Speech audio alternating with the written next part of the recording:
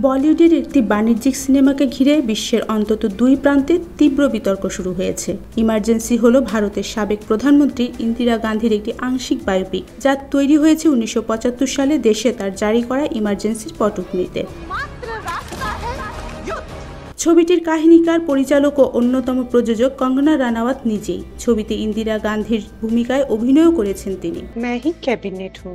রাষ্ট্রপতি। এদিকে বাংলাদেশের মুক্তিযুদ্ধকে নিয়ে প্রোপাগান্ডা ছড়ানোয় সামাজিক যোগাযোগ মাধ্যমে প্রতিবাদের ঝড় বইছে। শুধু বাংলাদেশে নয়, সিনেমাটি ঘিরে ব্রিটেনেও তীব্র বিতর্ক শুরু হয়েছে। ভারতের উগ্র হিন্দুত্ববাদী বিজেপির এমপি বলিউড তারকা কঙ্গনা রানাওয়াতের সদ্য মুক্তিপ্রাপ্ত ছবি ইমার্জেন্সিকে ঘিরে এই তোলপাড় চলছে।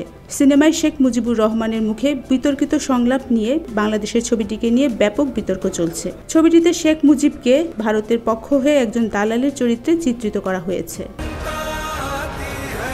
বাংলাদেশে যদিও ইমার্জেন্সি বাণিজ্যিকভাবে মুক্তি পায়নি, তবে ছবিতে শেখ মুজিবকে চিত্রায়িত করা হয়েছে এমন কিছু অংশের ক্লিপ ভাইরাল হয়েছে।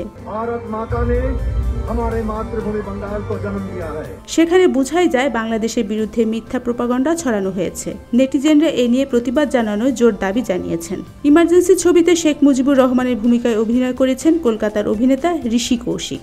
সিনেমার একটি অংশে নদীর পাশে জনতার সামনে ভাষণ দিতে গিয়ে তাকে বলতে শোনা যায়, ভারত মাতা আমাদের প্রিয় মাতৃভূমি বাংলাদেশের জন্ম দিয়েছেন। আজ আমরা শপথ নিচ্ছি, যতদিন এখানে ব্রহ্মপুত্রে পানি বইবে, যতদিন আমরা বাংলা বলবো, ততদিন আমরা ভারত মাতার প্রতি কৃতজ্ঞতা ব্যক্ত করে যাব। তিনি আবারও বলেন, এত জোরে আপনারা ইন্দিরা গান্ধীর নামে জয়ধ্বনি দিন যাতে তার রেশ দিল্লি পর্যন্ত শোনা যায়। তারপর জয় মা ইন্দিরা, জয় বাংলা স্লোগান দেওয়া হয়। ভারত ৭১-এর মুক্তিযুদ্ধের সকল কৃতিত্ব দাবি এবং ৭১-কে একটি ভারত পাকিস্তান যুদ্ধ হিসেবে দেখানোর চেষ্টার অংশ হিসেবেই সিনেমার মাধ্যমে প্রোপাগান্ডা ছড়াচ্ছে।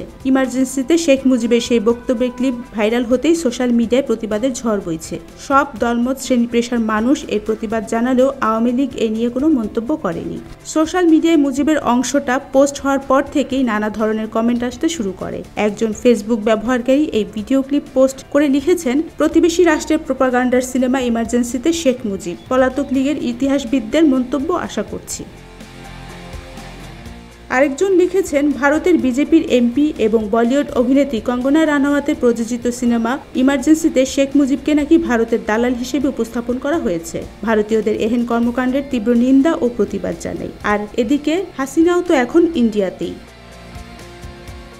ইমার্জেন্সি নিয়ে বাংলাদেশের যাবতীয় বিতর্ক এখনও সোশ্যাল মিডিয়ায় সীমাবদ্ধ থাকলেও ব্রিটেনে এ নিয়ে রাস্তায় নেমে প্রতিবাদ জানাতে দেখা গেছে। ব্রিটেনের বিভিন্ন শিখ গোষ্ঠী দাবি করেছে, এই ছবিতে খালিস্তানি আন্দোলনের অন্যতম প্রধান নায়ক জার্নেল সিং ভ্রিন্দানওয়ালের মুখে এমন সংলাপ বসানো হয়েছে যা তিনি কখনো বলেননি। ব্রিটেনের বিভিন্ন সিনেমা হলে ইমার্জেন্সি ছবির স্ক্রিনিংয়ের বিরুদ্ধে এই গোষ্ঠীগুলো তীব্র বিক্ষোভ দেখিয়েছে। অন্তত 2টি সিনেমা হল চেইন তাদের দাবির মুখে ছবিটি প্রত্যাহার করারও সিদ্ধান্ত নিয়েছে।